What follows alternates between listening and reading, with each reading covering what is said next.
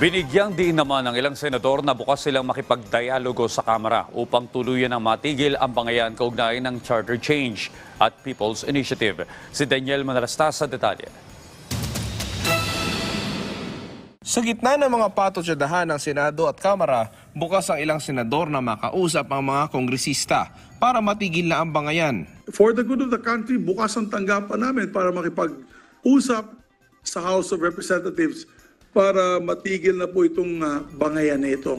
Ang palagi kong binabanggit, babaan natin ang temperatura ng away ng Kamara de Representante at ng Senado.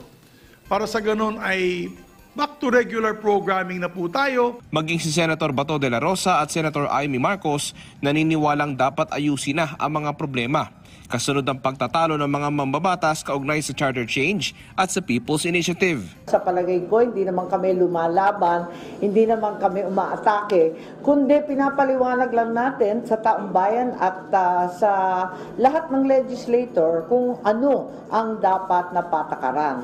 Para liwanagin natin yung mga issue. Yun naman, hindi naman tayo nakikipag-away, nakikipagbunuan. Declared, personally, may ceasefire. Sabi ko, ceasefire na ako, tama na.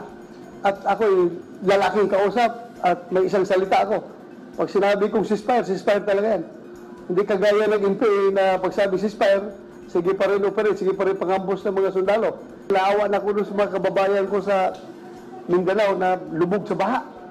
Sige na away dito. Tapos yung mga tao doon, walang kain. Ayon kay dating Senate President Franklin Drilon, wala namang hindi pagkakaunawaan na hindi mareresolba sa maayos sa pag-uusap sa pagitan ng dalawang kapulungan. Ayon kay dating Senate President Tito Soto, ang People's Initiative naman ang naging ugat ng mga bangayan at hindi anya nakakatulong ito sa bansa. Umarangkada na sa Senado ang panukalang pag-amyenda sa economic provisions ng 1987 Constitution. At ayon kay Senate President Juan Miguel Zubiri, pinauubaya na niya sa subcommittee chairperson na si Senator Sani Angara ang pasya para magdesisyon hinggil sa deadline ng pagpasa nito. Daniel Manalastas para sa Pambansang TV sa Bagong Pilipinas.